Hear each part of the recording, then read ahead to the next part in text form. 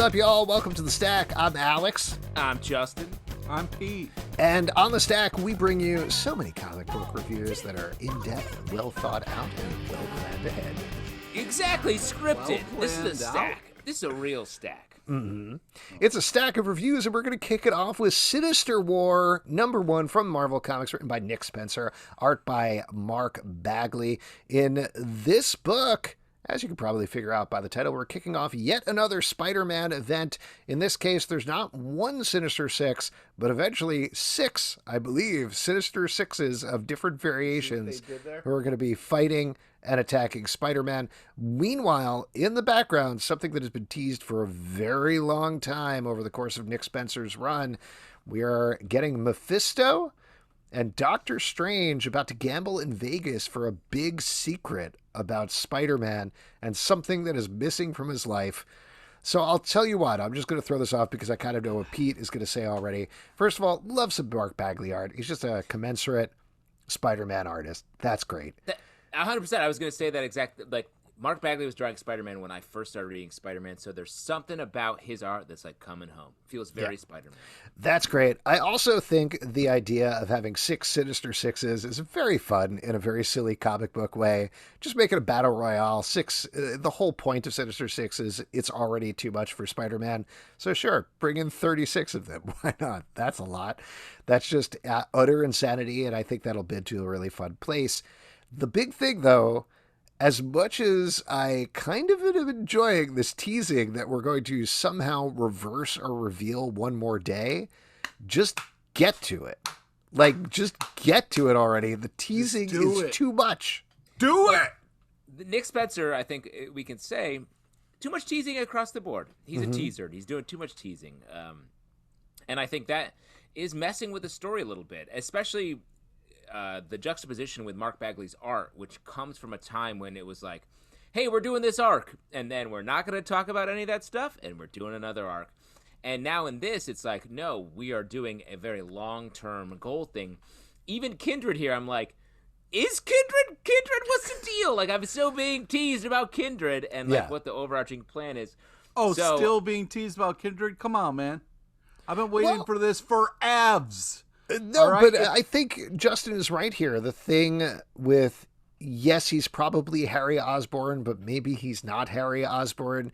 It's just kind of hasn't been going on for years, guys. All right, this bullshit has been going on for Spider-Man for years, and they're going to reverse the curse, and we can get back to liking Spider-Man again. All right. Here's the thing, Pete. And this is my theory / gut feeling when I was reading this book is they're going to reveal one more day. And it's going to break up Mary Jane and Peter. 100%. Don't you dare. I mean, this issue was about creating tension between them. Okay, like, all right. Mary Jane knows about Mysterio and Peter doesn't. No. Okay, you can't. You had years to play with this, Peter and other people. It's Peter Parker and MJ, and that's it. And that's what's proven over this time. No writers did any great stories with him. It's always been Peter and MJ. So let's reverse the curse, get back to our lives, and can like just move on from this bullshit. Can you imagine a scenario where Peter Parker finds out that his memory was wiped from trading his marriage for Aunt May's life, and he finds out about this and says, oh, that's interesting. I'll go in a different direction now. That's not going to happen. He is going to be challenged to make a choice again, and he's going to go for the same choice, and it's going to drive a wedge between him and Mary Jane. I'm worried 100%. That the wedge is going to be like, what do you mean you made a deal with Mephisto, MJ, and like, why were you whispering to him? Could be that too. Here's the thing. If Peter and MJ break up, we have to break up with our partners. If they get remarried, we have to marry our partners. How about that? I like how that's not a big deal for you guys, but the breaking up part, you, Justin, saying to your wife, you guys have to get a divorce because of a comic book? Oh, my God. I mean, my wife and I are going to get divorced over this podcast at some point anyway, so it's fine. Eventually, this podcast is going to kill your marriage. Overall, we were talking about this a little bit on the Patreon Slack. I do think the rollout of Spider-Man comic books is a little frustrating with all these one-shots and specials and things that are going on in other places. But if this is the crossover that actually is finally getting to whatever we are getting to, great. Because I just want to, this sounds terrible, but I just want to end this and then move on to whatever's next. You know, just like pull off the Band-Aid at this point, and let's move forward. But still, I had a fun time reading this one for the most part. Next up, Wonder Woman number 775 from DC Comics, written by Becky Cloonan and Michael W. Conrad and Jordie Bellaire. Art by Andy MacDonald and Paulina Ganucheau. In this issue, we are wrapping up the, I believe, 3-issue Olympus storyline where Wonder Woman is now in the afterlife in Olympus and dealing with that. And then, mild spoiler, that you probably knew this was coming, she moves on to yet another afterlife after this with another new look. This is great. This arc was great. It was on par with the first one, and I'm excited to see what they do next. Yeah, I love this journey. Oh, I'm sorry, Justin. I didn't mean to cut you off. I'm sorry. I feel like I just walked into the graveyard of gods, and you were there, giving not an epilogue, a eulogy. Okay. Epitaph? Was that what you were thinking of? I was thinking eulogy, but truth. I just wanted to say I'm having a lot of fun with Wonder Woman right now. The art's fantastic. Love the character designs. The Keeper of the Grounds was such an awesome look. And really cool and fun kind of like reveal of his weakness. And I just love the adventure. Unbelievable last page. And the backup was also a lot of fun. It kind of had like a fun She-Ra vibe to it. So, yeah, it's a great package, as Justin likes to say. Next up, riddles. Yeah, let me just say real quick, fun riddles. And I love this journey. I'm happy that we're getting to see Wonder Woman do this. I don't even need her in the main universe. Totally. If we get this. Yeah. 100% agreed. The Silver Coin, number 4 from Image Comics, written by Jeff Lemire, art and letters by Michael Walsh. This is taking our horror anthology and thrusting into the far future with a very creepy visual about some AI wetware that joins from worms in your eyes. Oh, stop! Reading this, I knew this was going to bother Pete, but yes, I loved this one and I needed more from this world. I thought, as usual, Jeff Lemire just hey, here's a crisp, interesting future sci-fi world. I want to spend more time in it. I want to see what happens next with this one. Especially the way it ends. I'm like, this is This is an issue 1 of a great sci-fi series. And instead, it's just a standalone issue. Yeah, I love this. I love this anthology. It is the horror series that is the cruelest to its characters that we've been reading lately, anyway. And I love it. The future has never been so creepy. I really hope that we don't go in the direction of worms in the future. But man, I mean, as far as like this kind of like horror comic, each issue has been so creative and so fun.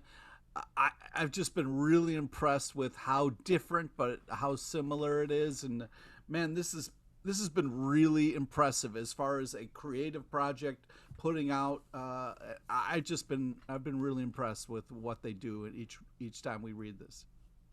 Good stuff. Next up, Ninjak, number 1 from Valiant Comics by Jeff Parker and Javier Pulido. There's another story of Ninjak on the run, being chased by enemies from all over, but it has the added bonus of being written by Jeff Parker, who is great, and drawn by Javier Pulido, who is amazing. Stunning. Yeah. And that makes it worth a pickup just based on the art alone. Yeah, if this is something that, if Ninjak is not something you've ever gotten into or thought about, like, great jump. Don't worry. This series fully stands alone. It's just a great spy thriller with a lot of murder and death, drawn by Javier Murder, Pulido, Death, Kill. Which is just beautiful art. It feels like it's a great marriage of a mainstream superhero adjacent comic book and an indie book. Yeah, I agree. I mean, the art is unbelievable. It's really got a fun headlopper feel to it, and I mean that in all the best ways. But I just think that, like, If you're like, oh, I don't know if Ninjak is my thing, I would pick up this issue because it kind of has the character in there, but it's mainly just about the story. But if you're an art lover, you got to pick this book up because the paneling and stuff is just really, really well done. Be an art lover. Be an art lover. Not an art hater. Come on. Aliens Aftermath #1 from Marvel. What? Just doing me the whole time? I mean, come on. This is fucking crazy. Liza Dushku. Aliens Aftermath #1 from Marvel, written by Benjamin Percy, art by Dave Wachter. As you can probably figure out from the title, this is picking up probably years, I believe, after Aliens, but heading back to Hadley's Hope, the main setting of that particular movie, with a new cast of characters that are still poking stuff and waking stuff up that they shouldn't. Stop! But the big twist here is that we're getting, I don't know what you would call it, like a 0 degrees Fahrenheit or 0 degrees Celsius alien. It's some sort of ice alien, something like that. Cold alien. We got ourselves a cold alien. Got ourselves a cold alien. And I was particularly curious to read this one because the main Alien title that Marvel has been doing has been so good. So I was curious to see if the quality would hold up, and I think it does. I like this quite a bit. I think the PKJ, the Philip Kennedy Johnson book, feels like it's breaking new ground in the Alien franchise a little bit, broadening out, going into a little more of a sort of emotional drill down on the characters in that book. This feels very much like, if you like Aliens, especially if you like the recent Alien movies, you're gonna like this. Is like, feels very much in line with the way the cinematic franchise has progressed. It's a bunch of people showing up. Bad stuff starts happening, and then maybe something's going to come out of someone's body. Yeah, I've been impressed with this. I mean, this PKJ guy is killing it. I mean, this guy is a phenomenal writer. Here's something that we've seen a bunch of times, yet it's still done in such a way that feels accessible and feels new. The snow alien, love it.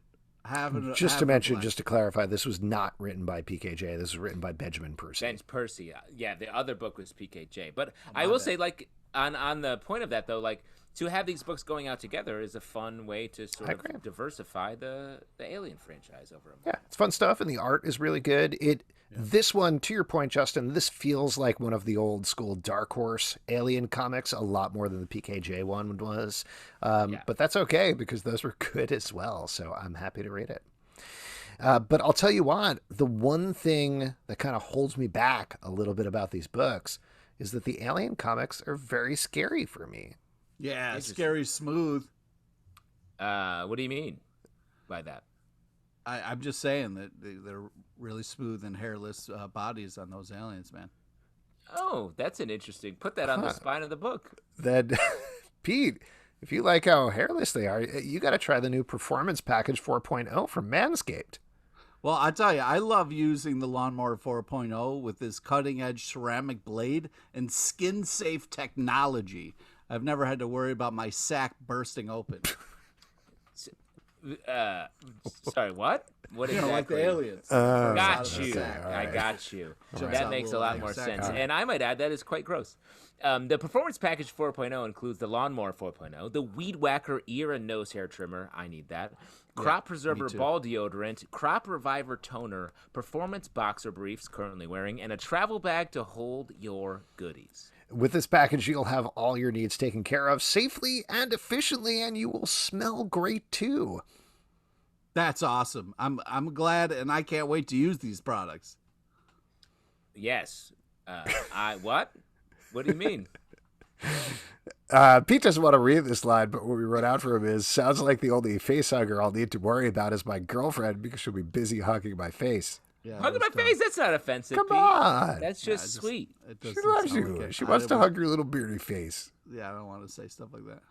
Get 20% off plus free shipping with the code FANSIDED20 at manscaped.com. That's 20% off plus free shipping with the code FANSIDED20 at manscaped.com. Escape the shrubs and weeds this summer and shine with Manscaped. That's right. Shine like those beautiful aliens. Just shine on, aliens, I always say. Oh, wow. The Joker, #5 from DC Comics, written by Matthew Rosenberg and James Tynion IV and Sam Johns. Art by Francesco Francavilla and Sweeney Boo. The front story here is a flashback story of Commissioner Gordon dealing with a early career Joker, and then the backup story continues the punchline story that James Tynion and Sam Johns have been telling in the back of this issue. The great thing about this particular issue, of course, is Francesco Francavilla, who comes back after a seminal run with Scott Snyder telling the story of James Gordon Jr. Years ago at this point. But great to see him in Gotham first again. books at DC that really got him a lot of his later brought work. him to a whole nother level. So what do you think? I mean, obviously that's hard to follow up on, and we have a different team here. We have a different focus. But what do you think? Does it hold up to that storied run? Well, I think first off, doing the flashback really makes the art kind of like make sense and pop, and like really great kind of device for telling the story. And the Bergie is killing it. So yeah, I thought it was kind of a creepy telling of the kind of like a Joker story that fits. You know, it's I thought it really made a lot of sense and was creepy in all the right ways, and kind of reminded me a little bit of the kind of Snyder tale. So I was impressed with it. I love the focus of the story. It's about Commissioner Gordon and his life choices, as much as it's about like dealing with all the horror that happens in Gotham City. We get a young Joker, and the Joker here is written purposefully young in a way that I thought was really cool. And the sort of horror or like the drama we get at the very end is so sad, and it has nothing to do with what we expect. I loved it. Yeah, this is a great standalone issue, even if you haven't been reading the title, though you definitely should be. And I hope we see Matthew Rosenberg do more on this title going forward. I love bringing him in, and he brings a really good tone to James Tynion's work, the two of them together. So good stuff. From one clown to another, moving over to number 6 from Image Comics, written by W. Maxwell Prince, art by Martín Morazzo and Chris O'Halloran. This, of course, is the team from over on Ice Cream Man, one of our absolute favorite books, going over to W. Maxwell Prince's other series, an anthology about clowns. And this issue, there's so many different things going on, but it is not just a very specific riff on Joker, the movie, but it also has a slew of Easter eggs directly from Ice Cream Man, and almost it feels like its own issue of Ice Cream Man in and of itself, which is wild. Well, I don't know if you saw online, there was a post going around of 2 covers of the most recent issue of Ice Cream Man and this issue, which was the Ice Cream Man comic is the Ice Cream Man throwing a pie, and this issue was the clown getting hit in the face with a pie. So these 2 issues do link up in that way. That's awesome. But I thought this was great, and it does really bring the themes from Ice Cream Man through here without breaking into a full horror, supernatural world. And the message at the end of the book I thought was a book that deals with like depression, darkness, trying to make the best of your life, putting on a happy face when everything feels awful, and the dark path that can lead you on. And the way this book ended, I thought was really great, and I was honestly surprised. Well, to that end, and then I'll turn it over to you, Pete. I think right now, to me, the difference between Ice Cream Man and is Ice Cream Man is almost nihilism across the board, with very few exceptions in the issues. But is things are bad across the board, but maybe they could be good someday. Question mark? Probably not, but maybe. But I think putting the power of making the best of life in your hands, you, the reader's hands, which I think is a great message. Yeah, that's first off a tip of the hat for this book. I mean, this is like handling some big time heavy shit in a way that is very creative and very awesome for the reader, because it's not lecturing you, it's not, you know what I mean, like there is some real interpretation that the reader can make here with what's happening and what's going on in such a cool, powerful way. This is a very well done comic, and it's very creepy, but it's also very powerful, and I was just really impressed with it, and like what the Happy Hank goes through. it's, you can feel that. And I'm glad that books like this exist. I agree. Next up, Seven Secrets number 10 from Boom Studios, written by Tom Taylor, art by Daniele Di Nicuolo. This issue, our main characters are dealing with the revelation of the last issue that, spoiler alert, the main character's father is in fact still alive. We find out a little bit about how he's still alive, and then kind of move forward from there as they fight back against this organization that is trying to destroy / take over the secrets. A solid issue of this book. After the last couple of issues kind of blew me away, this felt like a bit of a downturn just in the energy. Come on, but they gotta still, get back to business. They gotta get back. It's back to business. That's the thing, is that I Don't get like mad this at it issue, for but the that. last couple of issues were so insane and revelatory that it was a But bit there's of other things happening that they got. Just to be Getting clear, back to it's the business. worst issue I've ever read in my life. my But God. go ahead, Justin. You hate business, and it's time to get back to business. And I think what Tom Taylor's doing here is really building out this world. This is not a small vision book. Like, this is a wide world. Like, this could be Worldwide. an ongoing series for years, an animated show that could just run for so long. Yeah, I'm impressed with this. I agree, Zelbatron, that the last two were really, they took some big swings and did some great stuff with it. But also, I care about the characters and the story and the things that they're in. So I was very happy to get this issue. I was also really impressed with how the main character handled herself and was like, all right, we've got shit to do. Like, I have no time to kind of like emotionally deal. I thought this was very well done, and the kind of reveal at the end of the issue is great. The art's fantastic. There's a lot of things happening in this book, and I'm impressed with how well we're kind of dealing with them and then moving forward. I get what you guys are saying, and as the resident sports expert on the podcast, I would say sometimes the Grand Slams, and sometimes you got to fill the bases to get ready for those Grand Slams. You know what I'm talking about? Phil. Okay, you're reading that off a website, or there's someone Googled telling it. you that. Yeah, I Googled it.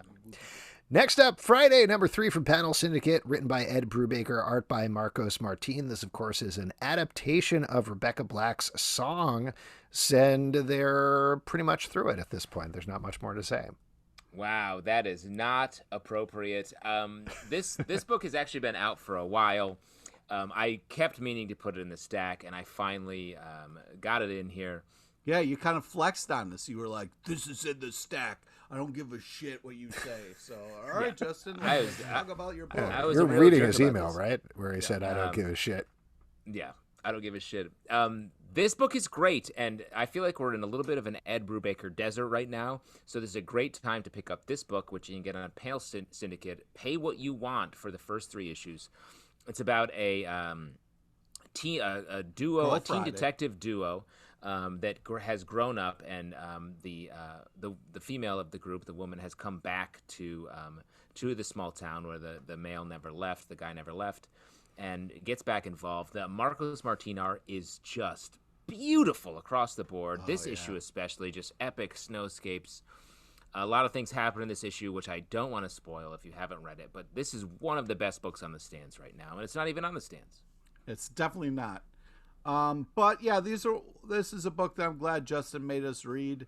I think Brubaker is a fantastic kind of whodunit thriller kind of writer, and you're definitely on the edge of your seat for a lot of this. It's very exciting. The art's unbelievable.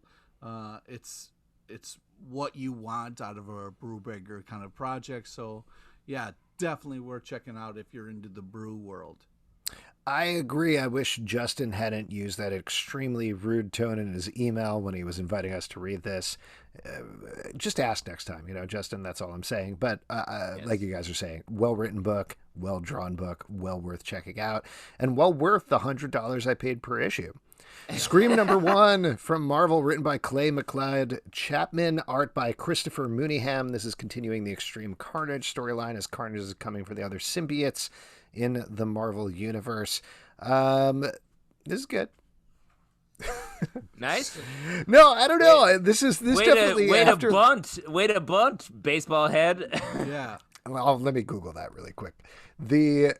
After all of the big symbiote stuff that we've been dealing with from King in Black, and then even from the first issue here, which was over the top and felt huge and horrific, this feels like a very back to basics symbiote book to me. And I liked it. It's good. The character was good. Obviously, there's some stakes for people who care about Scream, but I'm not as 100% into symbiotes in general enough to totally sell me on this book, personally. Oh, interesting. Right. You don't like symbiotes. Well, take weird. off your little suit that you're wearing there. My shirt?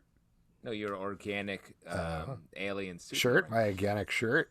Yeah. Take off your shirt is what I'm saying. Let me just say real quick, Pete, and then I'll turn the floor to you. I think this book should be part of a larger like symbiote yarns story, like series, where we just get a bunch of different symbiote stories. Because I agree with you. It feels a little bit of a come down to dive into this. I like the story, but let's make a little anthology series where we get news from the. Yeah, they can call it something like Symbiote Yarns or News from the Symbiotes. That's a great idea. Either one of those are really good. Wow, I think Justin's drunk. I think that this is fun. A lot of fantastic art in here. Great over-the-top action. I love the paneling just dripping with just kind of action. I was impressed. I thought there was a lot of like good Scream moments in here that the character got to have. I disagree with both these guys. I think this is great. Yes, more please. Next up, Rorschach number 10 from DC Comics, written by Tom King, art by Jorge Fornes. We're really getting to it here. Or are we? As the mystery isn't quite done. But in this issue, our main investigator really lays out what went on back in the first issue with the assassination attempt on the presidential candidate. We find out a lot about that, though there's still a lot of questions still to come. How are you feeling about this book 10 issues in at this point? I thought this issue was great. This issue does what I think we've been wanting. Because Tom King writes a great comic, but this series has been very coy with its information. Yeah. And in this issue, sometimes he does. He likes to withhold information until he wants to tell us, even if it's past the point when we want to. Yeah, so just shut up and give him your money. Wow. And this issue really lays it out while at the same time giving us a little bit more of like, well, here's the next mystery or the final nail in the coffin of this story. So I like that a lot, and I think it furthers the point that he's making here that that politics are like a two-sided feint where each side is always playing the other, and everyone involved ends up being just a pawn in the larger game. All right. Well, I think this is I'm very happy with the answers that we got in this. I agree that we're getting this a little bit at a time, but that's the magic of Tom King. Like, you'll get it when you get it, so just enjoy where it is and what's happening. And in this issue, you do get to enjoy a lot of it. You do get to kind of like get into what's happening and why. So I very much was like, oh, great, we needed this. This is awesome. But the pacing of the art's unbelievable, so I'm going to just say thank you, more please, and not criticize an amazing writer or artist. This is the Rorschach book you've always wanted, like just Rorschach out there doing Rorschach stuff, right? Yeah. Great. Really? Pete? Yeah. Rorschach out there doing Rorschach. What? He's barely in the book. It's mostly Frank Miller. Yeah, but it's about like he's there. You know what I mean? Like he's there. His spirit. You're out over your water skis on this one, Pete. I don't know if you'd like it. How much do you think reading it collected will make a lot more sense, because right now I spend the first part of it being like, wait, what? How much do you think this is paralleling the structure of Watchmen? Because, I mean, this is how you write 12-issue miniseries, I guess, but the 10th issue of Watchmen is the one, if I remember correctly, where Night Owl and Rorschach figure out that it's Veidt and then head off to confront him. The next issue is the one where Veidt lays everything out, and then obviously 12th issue is where everything wraps up. I don't know. I'm just curious if this is the same sort of thing where it's our investigator being like, yep, this is who did it. And then next issue we find out how and why, and it's not exactly what we think. I think that's 100% right. Yeah. Yeah, I don't know, but I'm excited to find out.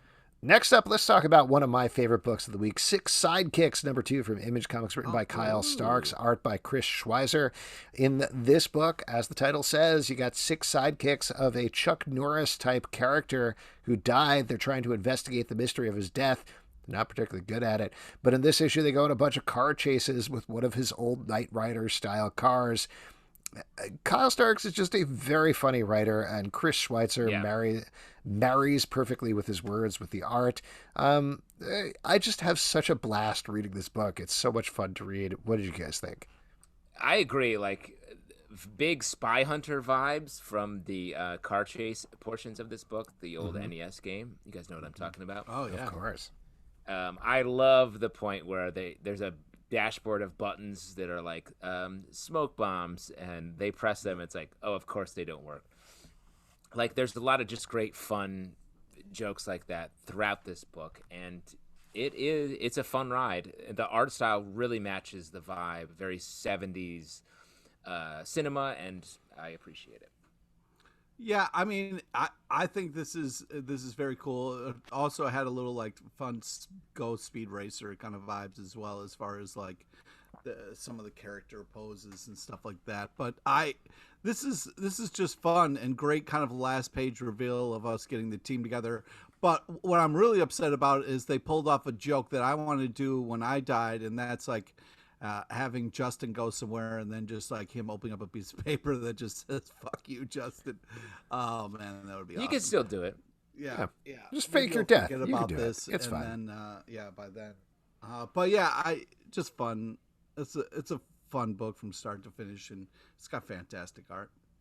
Next up, Barbarella number 1 from Dynamite, written by Sarah Hoyt, art by Madabek Musa Bekov. And this is a pretty straightforward Barbarella adventure. You know, we've talked, I don't want to lump out it too much, but we talked a lot about these Dynamite books that really get past their titillation premise, you know, that they try something different, where they really push Vampirella in some direction or Deja Thoris in some direction. Here, this is a Barbarella story. That's it. She goes to different planets and has sex with people to bring peace to the universe, and that's pretty much what's going on. But the art is good. The writing's solid. Yeah. What do you think? Yeah, I mean, I will say it's not like there's a lot more time spent establishing sort of the world of this book, and she spreads love and peace is what the intention is, and there is definitely some sex involved with that, but the standout here is the art, which I thought was fantastic. Pete? Yeah. I mean, this is cool. I do think there's a possibility there for taking it beyond, because I do think the worlds that the writer sets up here are interesting, and the character dynamics are pretty weird. So I'm willing to give it a try for a second issue, but I just always like the Dynamite stuff where they try to sucker you in a little bit with the TNA cover, but it turns out there's a little something more between the sheets, if you will. Wow. Thor number 15 from Marvel, written by Donny Cates, art by Michelle Bandini. We are, I believe, finally dealing with the problems that Thor is having with Mjolnir in this arc. Specifically, he can't really lift the hammer anymore. Goes to talk to Captain America about it, has some problems, and things are only going to get worse from there. What did you think about this one? Well, I love this. I thought this was really awesome. I love the kind of whole setup of everybody drinking and partying and Thor kind of being upset. And we're like, oh, great. This is different Thor. This is new. We're really kind of seeing stuff. And I think it says a lot about the Loki character here that we're getting in the TV show, that Loki is a good person because he can pick up the hammer. And I think this is very interesting. Also, it makes sense. Like, you can't, you can't be this, if you're going to be a good king, there's got to be sacrifices and stuff. And, why would he be able to pick up the hammer? So I thought, I like this. I like where this is going. I like the way this is done. This is fantastic art. It's nice to be excited about Thor. It's a good take. I love the idea that Thor is no longer the warrior, so Mjolnir is not his tool anymore. He needs and to it's be getting an like Odin angsty. type. It's like upset. Like, come on, let's do stuff. You know. So Mjolnir is flirting with other people. It's like, ooh, maybe I'm a Loki guy. Maybe maybe Captain America could pick me up. I don't know if I get it. When flirting you're a is the hammer, right you want to word. flirt. When you're a hammer, you want to flirt. That's why I don't go into hardware stores since I got married. Right. Because yes, your wife is Because the very hammers jealous are of flirting tools. with me. Yeah. Yeah. Okay. Yeah. All right. Was that not immediately clear? No, I thought got you you. were having Okay. sex with. There are other reasons you don't go into hardware stores, though. Sure. Yeah, it's very confusing. There's a lot of different. Yeah, there's all those nuts there, and it's like, what's going on? Oh my god. What are Oh, you- you're what are walking you into guys a up to? sex store. You're walking into a sex store. No. Infinite Frontier number 2 from DC Comics, written by Joshua Williamson, art by Paul Pelletier, Jesus Marino, and Zermanico. This is, like we talked about with the first issue, basically a modern 52, meaning the title 52, showing us a span of characters throughout the DC universe that are dealing with an oncoming threat to the multiverse. We, as readers, know that it's Darkseid. He seems to be controlling Black Lanterns now, or something like that, which makes a lot of sense for a guy obsessed with the anti-life equation. I like this. I like I talked about with the first issue, it is properly channeling that 52 vibe, and that was a good series. And this is reminding me of that, and I like that. I agree. Is this a big DC crossover, though? I feel like it should be. This feels like a fun event, and it doesn't have... I don't know. Maybe it does have that heat. To me, it should have more heat, because I agree with you. I think it is interesting, and You're like talking the about way in the real world. Are people interested in it? both the real world and the larger DC universe. Like, this feels like it's a pretty standalone, like a lot of their series like this.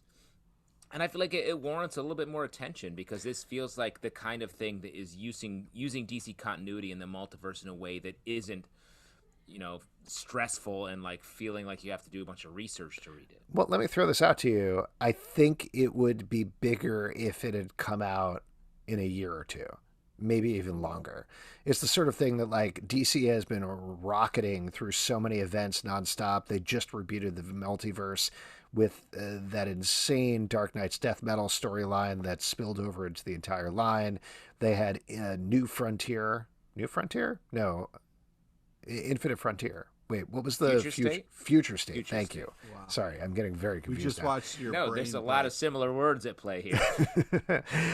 Future State for 2 months. So it does feel like event fatigue, and it feels like the sort of thing that if we had been settled on something for a little while and things were bubbling in the background leading to this Infinite Frontier, there might be more heat on it, I would say. But as it is, I like the storyline. I'm excited to see where it goes. I'm having a lot of fun with it so far. Pete, what about you? I really thought this was epic. I love the big action, crazy ending. I mean, that was fucking gross, man. To watch Captain Atom open up his chest like that was fucking gross. But I think as far as events go, this was a good issue to kind of be like, holy shit, what is going on? I'm into this. So I think this is getting better as it goes for me. Next up, Man Eaters, The Curse, #1 from Image Comics, written by Chelsea Kane, art by Leah Mitternick. This is great. This is such a great book. Justin, you love this. You want to talk about this one? I thought it was great. Like, this is about a young girl that heads off to craft camp, which is actually much creepier. She doesn't like head off. Her parents make her go there because they have like other plans without her. So they like send her to this very shady camp. But she likes it, and she's a great camper, as we learn. Maybe, but also like the buttons that they like label their campers with, awful, just unbelievable. I can't believe they're kind of categorizing people. I like this a lot. The tone of this, which is like pretty like strong horror by the end of it, while at the same time being very funny, being sort of like almost Mark Russell-esque, commenting on popular culture in a lot of ways. There's some great funny stuff in the beginning about just like Oregon culture. I thought this was just tonally very fun, very unique. I agree. This is a great one to pick up. Even if you haven't picked up the previous miniseries, you can get right into this. Black Hammer Visions #6 from Dark Horse Comics, written by Cullen Bunn, art by Malachi Ward and Matthew Sheehan. This is focusing on the character Cthulhu, who is sort of a sad sack H.P. Lovecraft character, supposed to open the door for the elder gods, but instead he just wants to get drunk and sit on his ass and watch TV. Hell yeah.